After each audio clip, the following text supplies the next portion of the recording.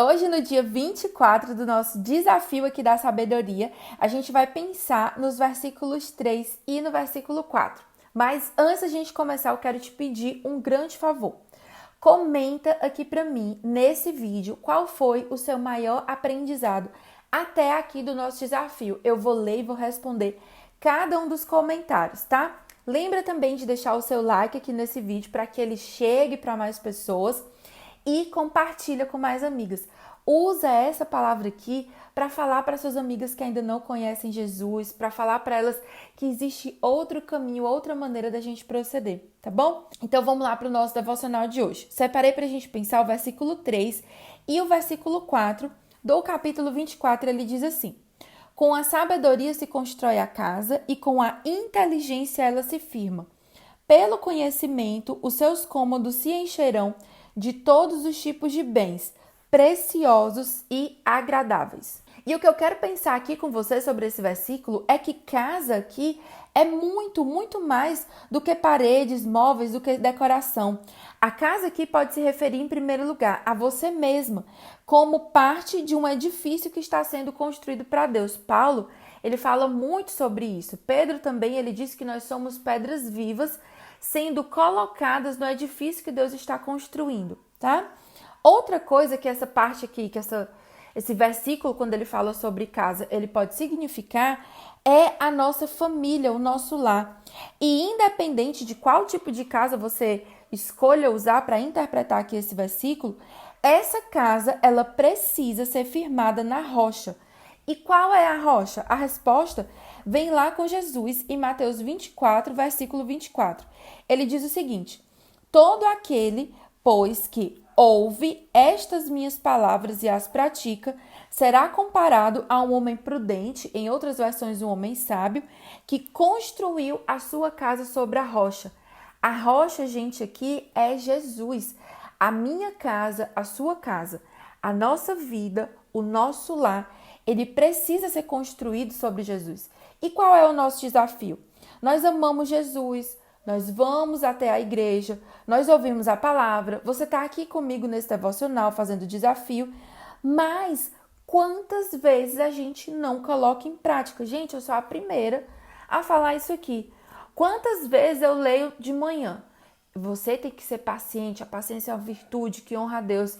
E não dá 5 minutos depois, eu estou perdendo a paciência com meu filho ou com alguma coisa que não dá certo.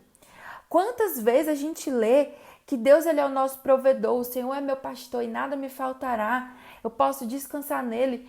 E 5 minutos depois a gente está desesperada, porque a gente diz assim, vai faltar isso, vai faltar aquilo. E isso é você ler e não colocar em prática. Nós selecionamos também as partes da Bíblia que nos agradam e a gente pula aquilo que nos confronta. Então, a gente acha lindo, né? O Senhor é meu pastor e nada me faltará. Ele me faz deitar, me faz descansar. Jesus é meu amigo, Jesus me ama, o evangelho da graça.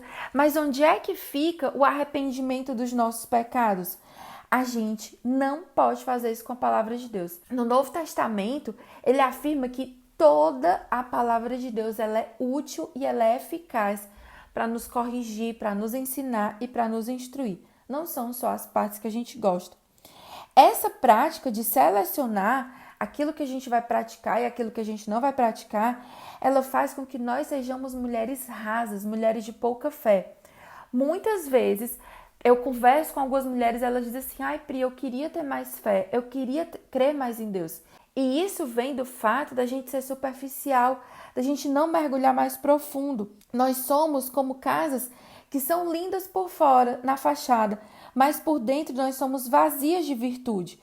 Os nossos fundamentos e as nossas raízes, eles estão frágeis. E qual é o pior problema que pode acontecer, Pri, comigo? Se eu sou essa casa que só é bonita por fora, se eu sou essa árvore que não tem raiz profunda, se eu não estou firmando a minha vida em Jesus, o que pode acontecer comigo? A resposta ela vem com a palavra de Jesus lá em Mateus capítulo 7, versículo 24. Olha o que ele diz. Todo aquele, pois, que ouve estas minhas palavras e as pratica será comparado a um homem prudente que construiu a sua casa sobre a rocha. E o que acontece com a nossa vida se a gente não tiver raízes profundas? Se a nossa casa ela não for firmada sobre a rocha? Quando vierem as tempestades, quando vier o vento forte, um problema mais grave, uma crise, nós vamos desmoronar como um castelo de areia. Nós não podemos continuar construindo a nossa vida, vivendo do jeito que a gente quer, sem aprofundar, sem firmar, sem colocar o nosso fundamento em Jesus. E Pri, me explica aí, por favor, o que é que eu faço para ter uma vida fundamentada em Jesus? A primeira coisa que você precisa fazer é construir a sua casa, a sua vida, o seu lar, em um terreno certo. E esse terreno é Jesus. É ter uma vida de intimidade, de comunhão com Ele.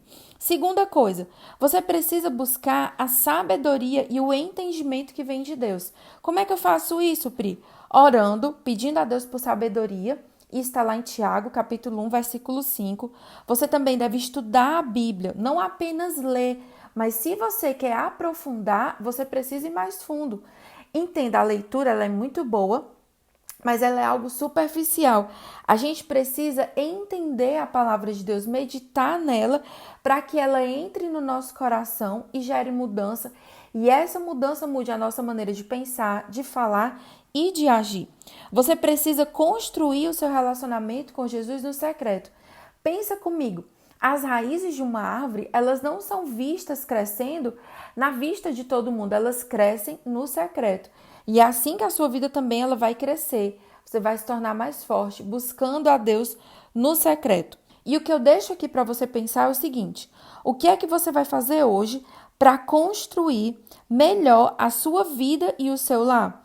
Qual pilar da sua vida precisa ser mais fortalecido hoje? E eu quero que com esse pensamento você tenha uma ação prática.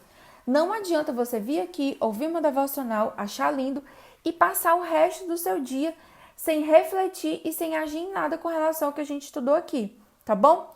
Então, pega o que você aprendeu aqui e vai colocar em prática. Faz hoje, repete amanhã e depois, até que se torne um hábito, tá bom?